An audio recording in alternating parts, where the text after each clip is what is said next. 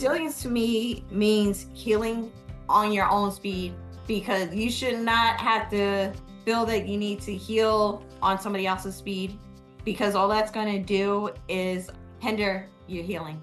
Just go at your own speed, like your body will know, and reach out whenever you need help. Welcome to another episode of Relentlessly Resilient, presented by Minky Couture, a weekly podcast where people share real-life experiences and the tools they develop to move forward and live their best life. I'm Michelle Scharf. Jennie Taylor is off today. We're recording in studio on Veterans Day, and she's out promoting and honoring our veterans. So we're going to excuse her from today's episode. I am so excited, Kellyanne. It is almost time for the holidays. Oh, I love the holidays. And you know what that means as well? Yes, it's the perfect time to buy Minky Couture. The most luxurious blankets around. Exactly. There are 6 stores along the Wasatch Front, and you can find Minky Couture online wherever you are at minkycouture.com. Minky has the most luxurious designer blankets, and nothing feels quite like a Minky. Yes. And can I tell you one thing I'm excited about is they're always putting out discount codes this time of year. Yes, they are. I know, like, if you use Mega50, that's the Megaplex discount code right now. It's like 50% off. And like our friends at the movie show and my radio friends that I produced for, they're constantly going up and visiting the stores and everything. So check it out. Get on their text list. Like, it's completely worth it. And I think I'm going to give myself a Minky this year. That's going to be my Christmas gift to myself. I have different sizes. I want like the monster biggest size at this point. Awesome. I recommend the hugs. I don't think I have a hugs. You and Jennie talk about it. Yeah, the hugs are awesome because they literally feel like a warm hug. But the designer blankets are really weighty. Mm-hmm. So if you want a more weighted blanket, oh my gosh, they're just amazing. If it's green and it matches my other two, I'll be happy. Okay. Today on our show, we have a story that might be hard for some to hear. It is a story of sexual assault, but also of healing and moving forward. So I'd like to welcome to our show Brandi Owens. You can learn more about Brandi at brandiowens.com. Brandi is a sexual assault survivor, and she is here to share with us her story and the resulting physical trauma and outcomes from her story and what she did to heal and move forward. Brandi, welcome to our show. Hi, thank you so much for having me on your show. You're welcome. Brandi, I actually heard about you from a guest that has been on my show before. Her name's Heather Higgins. I don't know how well you guys know each other, but she recommended me to reach out to you. And I'm really glad that I did. Tell our viewers a little bit about your background, your history, and what happened. First and foremost, I want to say thank you for having me on your show. And the lovely Heather, I met Heather when I was at one of my speaking engagements. Oh, okay. Yes, that's awesome. how I met Heather. And she is such a beautiful person. I met her when I was speaking at a business conference, speaking about overcoming and having resilience. Oh, awesome. Perfect. Yes. Right in line with our show. Yes. No wonder she recommended you. Yes. Yes. I love uplifting women, and not only women, but anyone that has been a victim of any type of sexual assault, whether it be from a family member or a stranger, like it happened to me or someone else in the community. So I am from New York City. I was living in the Hell's Kitchen area of New York City at the time, which is, for those that are not familiar of Hell's Kitchen, it is in a Midtown Manhattan area in a very busy area, very busy area. So on one day in the very beginning of the new year, on January 7th, I had left my apartment and I had gone to get food in my neighborhood from a neighborhood restaurant. And when I was inside of the restaurant, there was this gentleman that was bothering me. You know, he kept trying to shove money into my hand and that sort of thing. And I really was not having it because I am one of those women that's like, I could pay for my own stuff, leave me alone, leave me alone. Just, basically get out of my face. And I was waiting for my food to be wrapped up and prepared for me to go because I was taking it for a takeaway. And let me preface this just so that before we get any deeper into this interview, I've always journaled my whole entire life. I've always journaled from the time I was able to hold a pen in my hand, a pencil in my hand, and have paper. And I had to preface this so that everyone can understand the whole entire story. So just remember that I've always journaled my whole entire life. So I get the items, and also the restaurant has cameras all over the place. There's cameras by the register, there's cameras on the outside, there's cameras on the inside, and they're working cameras, and there's cameras on the street. And in the restaurant, there is nothing obstructing the view. People can see clear as day, in and out. Everyone can see, including the people who work there that are in the kitchen. Everyone can see everything that's going on, even outside the restaurant. So I take the food and I step out of the store. As soon as I step out, I go to make a left to leave the restaurant. And before I knew anything, I was being grabbed from behind from the top of my jacket. This is January 7th, 2022. So it's basically the first week of the new year. Grabbed from the back of my jacket. I was being dragged down to the ground. And I don't want to get too graphic, but I was being sexually assaulted right outside in front of the restaurant. Right outside. And No nobody one stopped. No, nobody's, and it wasn't late at night, not like it gives anyone the authority to do anything like that, whether it just doesn't matter. It Right. really doesn't matter. No one has any right to put their hands on you. No one has any right to do anything like that. And it was the winter time, and it was where everyone can see. No one came outside the store. No one came outside the restaurant. No one did anything to help me. I was fighting for my life right out dead smack in front of the restaurant where people were walking by. People inside the restaurant, I look to my right and they're laughing and smiling. No one's coming out to say, hey, get off of her. Like, what are you doing? People are just minding their own business, just walking while I'm fighting for my life, holding on to a bag of food from a restaurant. Mind you, I frequent that restaurant a lot. It's not like I'm a stranger.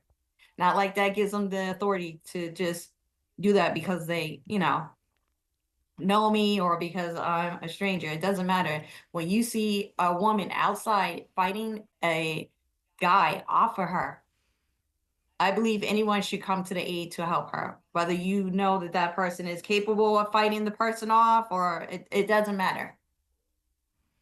Because I know me personally, if Absolutely. I see someone being attacked, I'm stopping it. I'm intervening. I'm calling the police, whatever. I'm calling somebody. Right.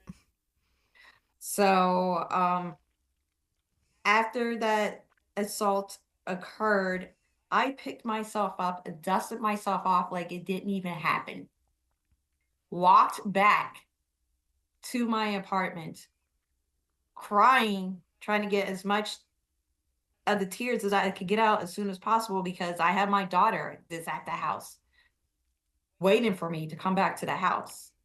So I go back to the apartment, and in New York City, you need several keys to get inside your apartment building. You need the key from the main door to get inside. So that's the front door. And when you go inside the main door, then you shut. So the door slammed like right behind me. And as the door slammed behind me, I jumped because I was scared. Like, is that the person coming behind me or not? So now you're encased like in a little box, I should say, because then you need another key to actually get inside the apartment building, the next Right. step, get inside the apartment building. So I get in that way. And I lived in a walk up. For those that don't know what a walk up is, it's just an apartment that doesn't have an elevator. I go inside and then I have to walk up. I live on the first floor, but there's still a set of stairs that you have to walk up to get to my actual apartment. And it was the longest walk. Mind you, it's only 5 stairs, but that was the longest 5 steps that anyone could have taken. I can only imagine you're trying to get yourself to where you feel safe, to the place that Yes. you should be safe. Yes. Yeah. So then I take out my third key to get inside my actual apartment to where I actually live at. Take my key out, get inside my actual apartment. And another thing about New York City apartments is that there's a slam lock on your door. Our doors are made out of steel. So as soon as I got inside my actual apartment, the apartment door slammed shut and I started jumping again. Cause just the noise. And Right. when you come in my apartment, as soon as you come in, I have my kitchen area.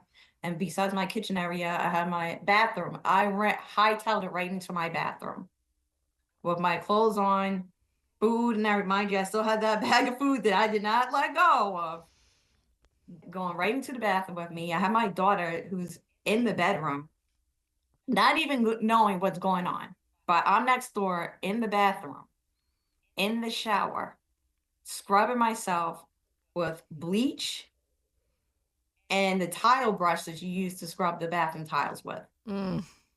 Rubbing myself, crying, like wondering why did this happen to me? Why did no one help me? Why was I outside fighting a man off of me? Like why? This is a city that I love. This is the city that I grew up in. This is the city where I've traveled all around the world. I've traveled everywhere, but there's no place like home. Like I refuse to go anywhere else but New York City. Why is it that the place that I love so much, the city that I love so much, the neighborhood that I love so much, no one helped me?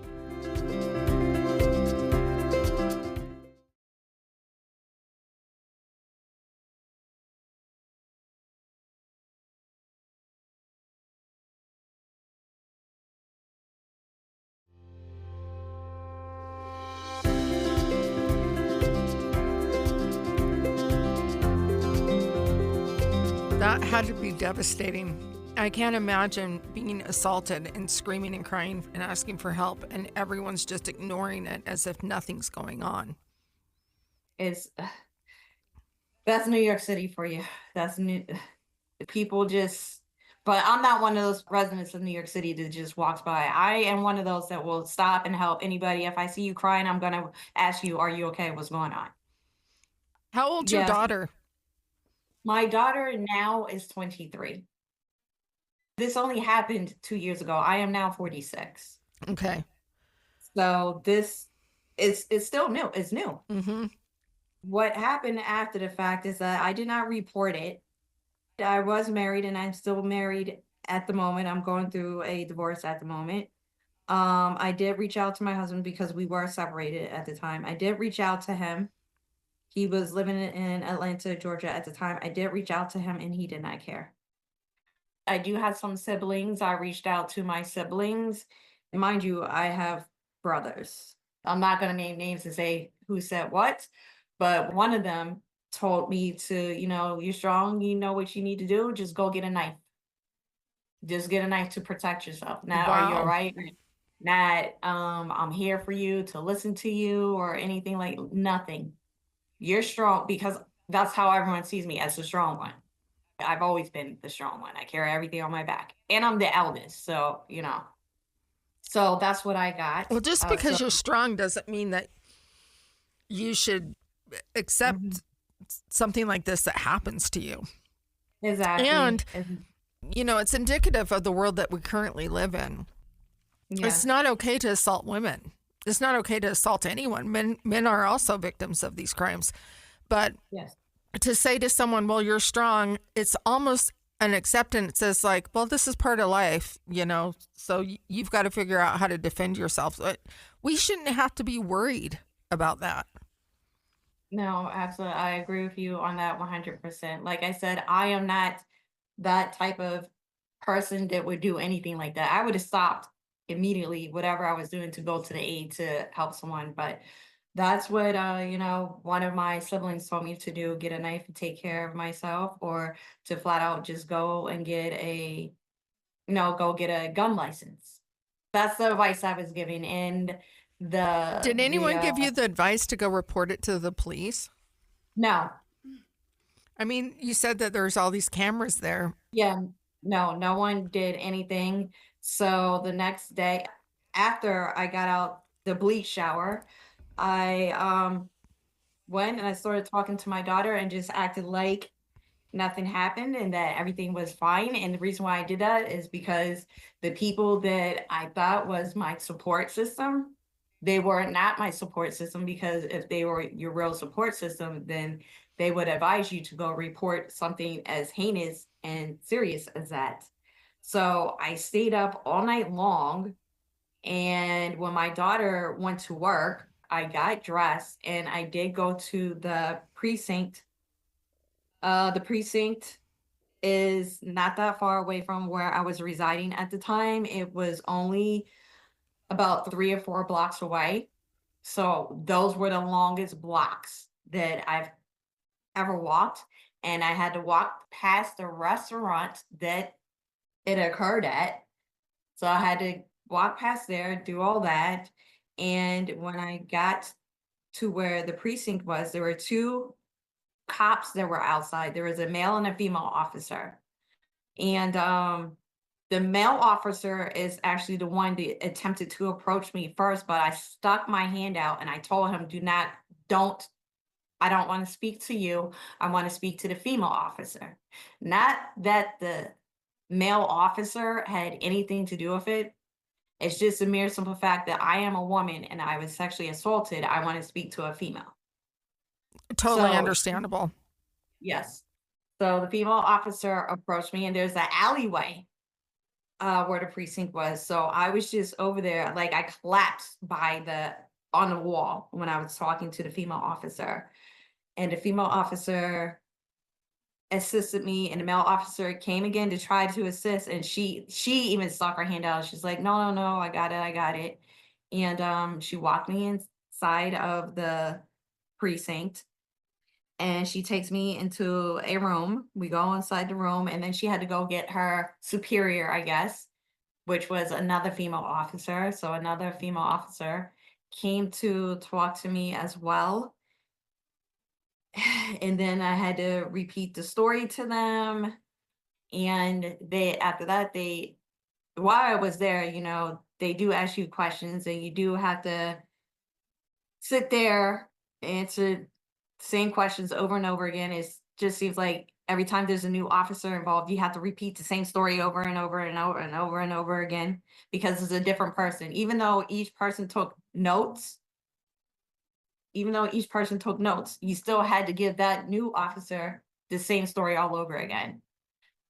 They told me that I had to go to SVU, and SVU is a real thing. For those of For Yeah, those people that think that SVU is not a real thing, that it's just a television show, it's not just a television show, it's a real thing. It's a special victims unit. right. It's a real place. It's not made up. Um, so the two female officers, they were really nice to me. They offered me pizza or whatever, but I was not in the mood to eat anything. I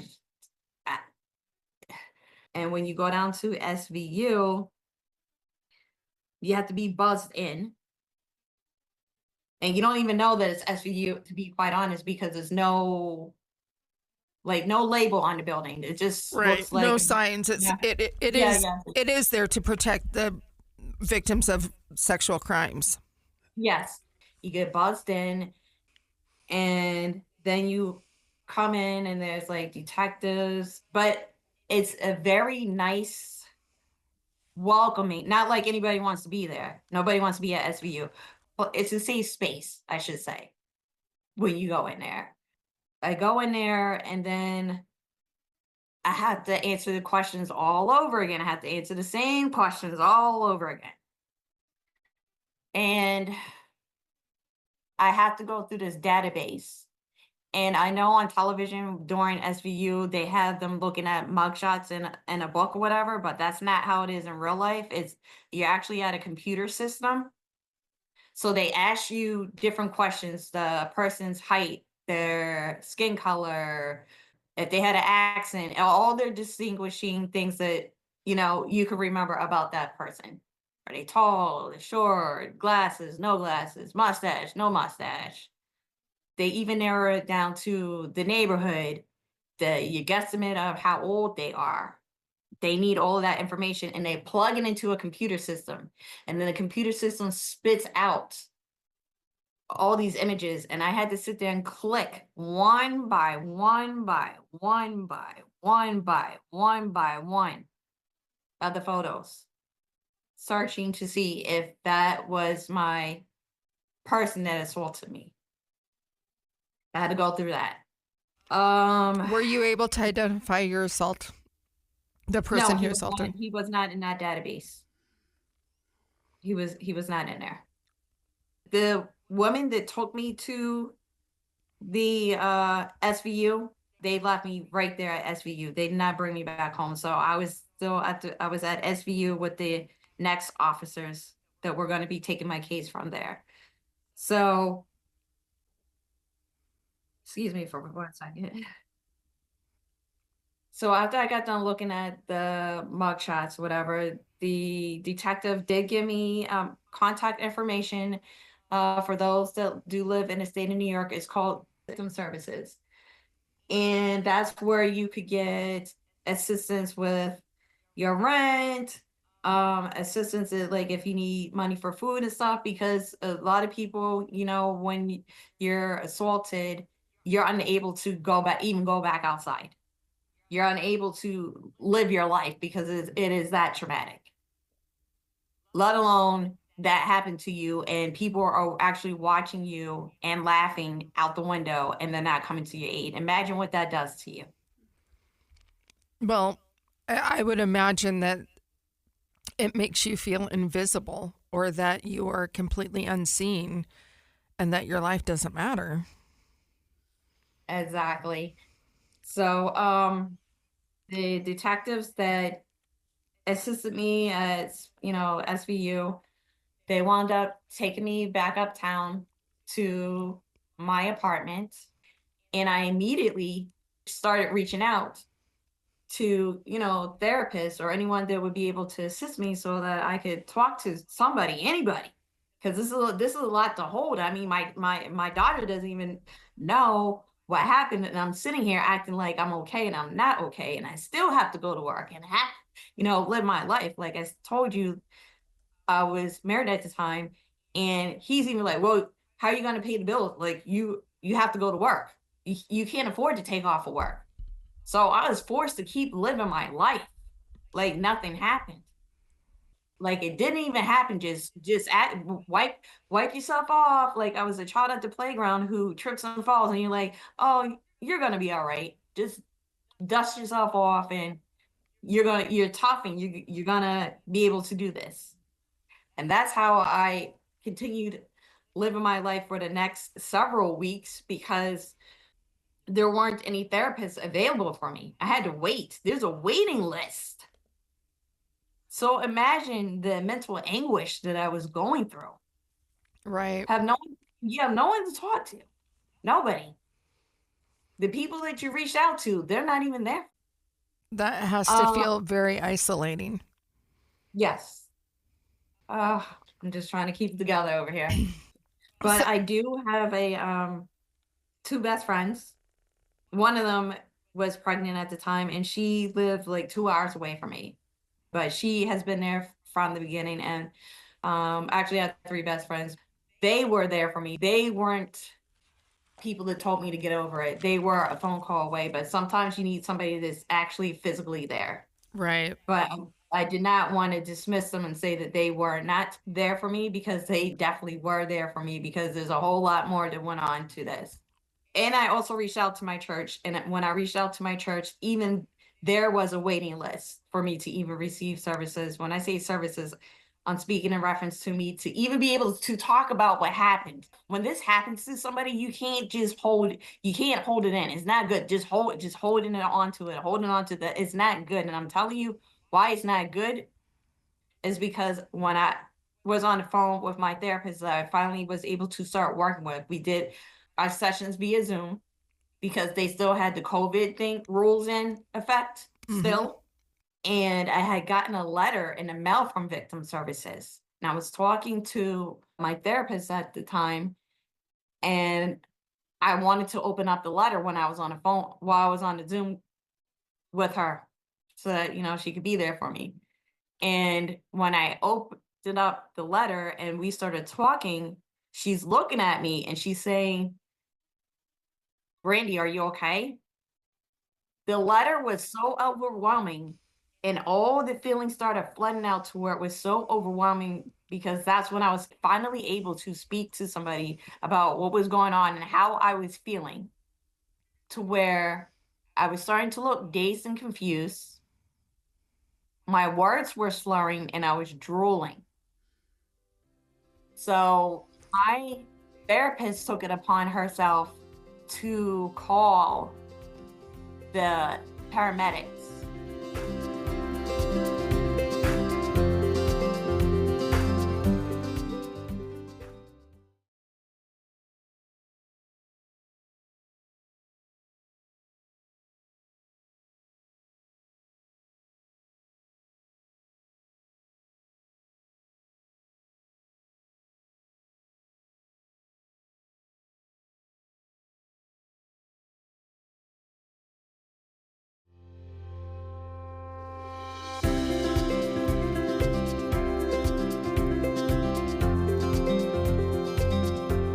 The hospital, and I'm prefacing this with telling you what a hospital is because it's very important.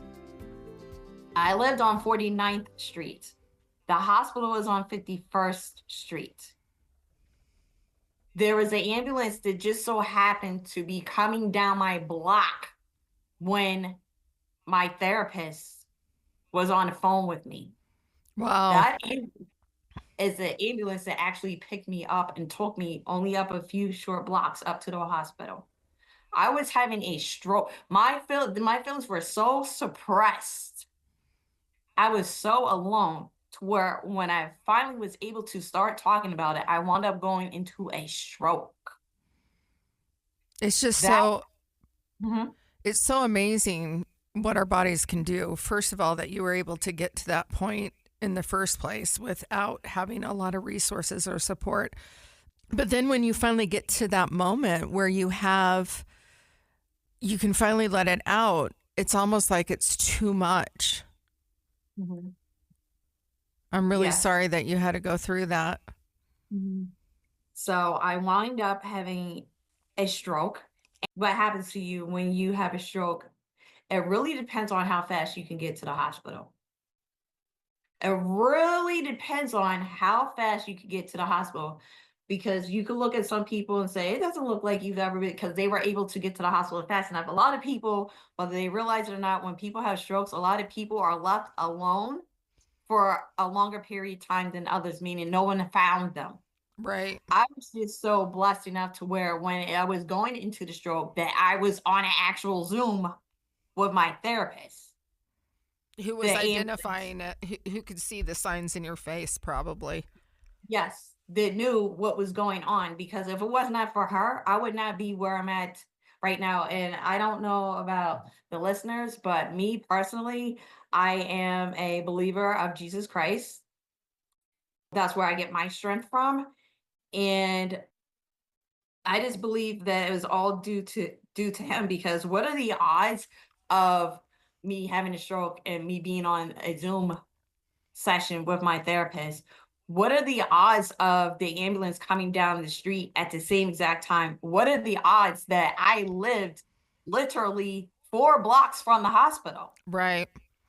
What are the odds of Well, all of that happening at the same time? it really is interesting because there's a big difference in between how you were assaulted outside a restaurant. There was people walking by, people in the restaurant, tons of people around that could have seen you, could have stopped it, and you held this all inside. You didn't feel like you had the support from family nearby that you needed. And here you finally are getting the support you need.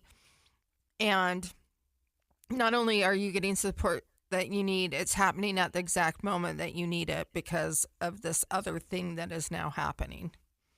Yes. So I wound up in the hospital. There are some things that that happened at the hospital. I mean, when you're unable to speak, because now I can't speak, I have no memory of anything. I can't walk. Yes, I cannot swallow. I cannot do anything. That stroke I wound up being reset back to newborn. So Which here I is am. so Yeah. amazing that number one, it could have been probably the end of your life had you not gotten the treatment at the time. But it was pretty severe. I mean, not all Yeah. strokes are so severe. And I found it fascinating when I was speaking with you earlier before you came on the show that you really had to learn how to walk, talk, eat, feed yourself, and dress. Yes. That you were literally like a newborn in this Yes. woman's body. In a grown woman's body. Mm-hmm. Yes. Oh my gosh. So yeah, I wound up having to be hospitalized. And after that, there's only so much that a hospital can do. So you have to be transported to a rehab nursing home facility, which is where I was transported to, because, like I said, there's only so much that the doctors and everyone could do, because after they get your vitals and everything together and they give you a shot, because there is something that they give you, in reference to the blood flow and stuff whenever that you do arrive at the hospital when you're having a stroke. There's only so much they can do. After they do all that, it's just a waiting game. You have to go to actually have physical therapy. So I was transferred from the city, and those people that are unfamiliar with New York, when I say the city, I lived in Midtown Manhattan, which is considered the city, but I was transferred out to Queens. Queens is part of the New York City metropolitan area, but it's not the city. Like, I actually lived in the city. When there's like Queens, Brooklyn, Staten Island, those places, they are boroughs of New York City, but they are not New York City, New York City. I was transferred out to Queens, which is far from where I lived at and far from the hospital. Like, if you were to get on a train, it will take you about almost 2 hours. It's that far out. Yeah. So I was the youngest resident. I had to live in a nursing home rehab facility. I had to have speech therapy, OT, which is occupational therapy, and PT, which is physical therapy. I had every single therapy You that can was get. offered Yeah. that, yeah, that I could get. Most people, when they receive any kind of services or therapies, is usually one, but I needed all three. Yeah. How long were you in the skilled nursing facility? I was not there that long. I was there for a couple months because something inside of me knew that I had to fight. If it wasn't of my own accord, I still would have been there longer than what I was supposed to. Like, literally, I told them when I was leaving. And my therapist and even my you have a social worker as well when you're in those places. And even they are looking at me like, how are you going to tell us when you're leaving? Like, it doesn't work like that. We tell you when you're leaving. Right. And I'm communicating with them, talking to them, looking at them like, I'm leaving when I say I'm leaving. I'm not staying here. I mean, your mind may forget who you are, but your body will not forget who you are. Your body will dictate to you Yeah. more So so you than still your, had this internal drive, the person yes, that you are inside you kind of driving like, I need to get stronger, faster, better, and I need to get back to my life. yes, absolutely. So when you're in those type of places, number one, you have to go down for services when they say that you have to go downstairs. And when I say downstairs, like, I was on the third floor, would have to come up to get me with the wheelchair. And then I graduated from the wheelchair to the walker, and I graduated from the walker to the cane. And actually, when I left rehab, I was still using a cane. Mm-hmm. However, I left when I said I was leaving. You're not going to have me here, longer than my body says that I should be here. I mean, they only give you services 5 days a week. So you're on your own on the weekends. Right. And the amount of time that they give for your physical therapy and speech therapy and that sort of thing, an OT, it's they don't give you that much time. They're not working with you one-on-one. It's not like that because there's other patients in there.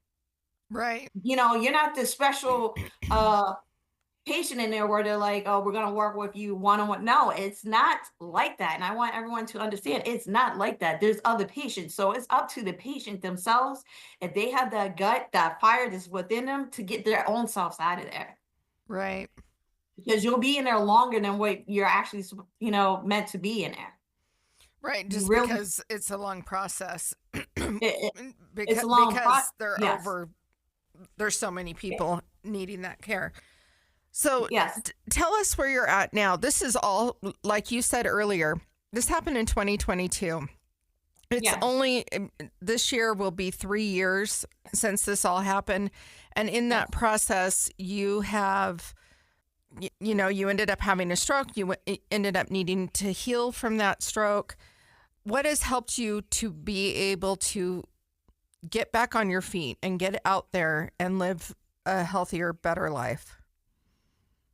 I am going to stress this, and I will never stop saying this, and I will keep saying this till I go to my grave. If it was not for Jesus Christ, I would not be here. I would not have had the strength. I would not have had the strength. I forgot everything, but I did not forget that I was a believer. I did not forget that there was something bigger than me out there. This something bigger than me out there that will help, as long as it's up to me to call on it, to call on him for the strength, because where you're weak at, you will be able to find your strength in him. And I'm not going to lie, also, when I was in there, I was contemplating suicide. Because how, like, if I don't get out of here, like, this is my life, unable to speak, unable to walk, unable to do something simple like go to the restroom on your own. I mean, there were times when I needed to use the restroom, and when you're in there, it's still set up like a hospital. There's a button that you have to press, but you're unable to press the button though. So you just have to use the bathroom on yourself. Or whenever you are good enough with OT and you're able to press the button, right? But you're Mm-hmm. still not able to verbalize anything. You press the button, but nobody comes to your room to help you. To where, like, I was so sick and tired of being sick and tired to, I remember, like, I got to the point where I threw myself on the floor so I could, like, inchworm myself to the restroom. Because it's been 90 minutes. Right. Press the button, no one's come. So it wasn't from great care that you were able to heal and move forward. It was really just motivation because you weren't really feeling like you were receiving the care that you really needed. Exactly. How have Exactly. you been able to move forward? Thank goodness for also technology. So for I don't like bothering people that much asking for assistance. That's another issue that I have, but I feel like when I'm asking for assistance, like, since I don't ask, like, I need you to help me. So I have reached out to some people that have helped me to, like, learn how to use the computer. Google is my best friend because I'm still learning new things. Like, I'm learning about different animals and stuff. Like I said, this is a lot of things are new for me. So I'm still learning stuff. So I use the internet a lot. I use YouTube a lot. My close friends that are there for me, like, if there's anything that I want to know about my past or anything like that, I go to them. And I prefaced this interview earlier when I said I've always journaled since I was able to hold a pen and paper. So I'll just read the journals to learn what I need to learn. And I basically wrote my own autobiography in hindsight. Didn't realize I was doing that. But, I'm able to go back and read and learn things. I've learned about my daughter's birth and all that sort of thing. Because when I tell you I remembered nothing, I remember nothing. I'm a mother. How do you imagine how my daughter felt when she found out that her mother didn't even know who she was? Right. That had to be hard. How did this impact your case? This is another thing about my case. The individual that attacked me, number one, he has dementia. So he was an older person, I find out. And he was living in a home. So evidently he had escaped his home. Like his caregiver was not paying attention to him. He just wound up walking and wandering the streets. Wow. Which kind of And makes sense why he was being so aggressive in the restaurant with you. yes. And not only that, but his family members aided and abetted him because evidently the family knew the people that ran the restaurant. So the next day, like I was assaulted on the 7th, on the 8th, the family had helped him leave the state of New York and had him flown. He was on a flight the next day at 8 a.m., flown down to Texas. Wow. Flown down to Texas.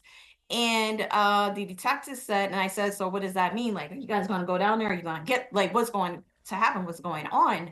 And they told me that he's red flagged. For people that don't know what red flag means, it simply means this. They're not going to go and get him.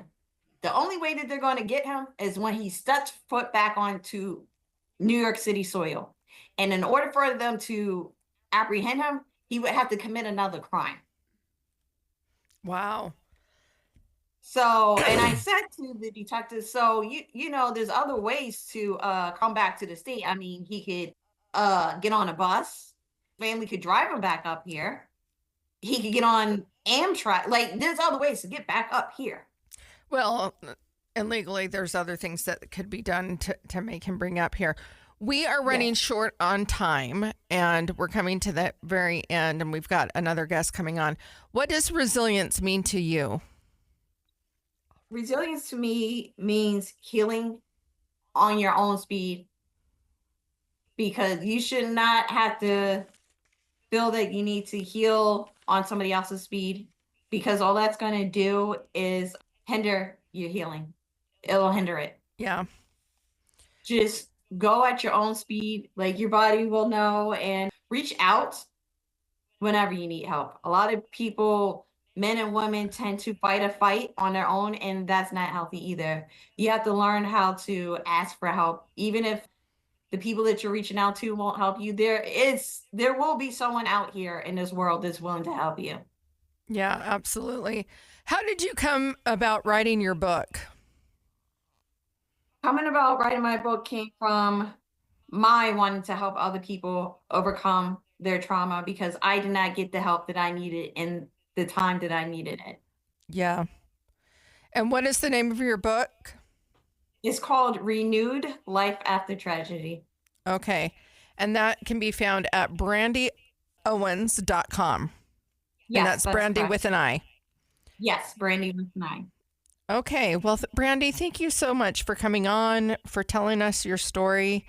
And I am grateful that you have such a belief in the Savior and that he has been able to carry you through this. So I'm glad that you still have that thread of deep faith that has carried you through such difficult and hard times.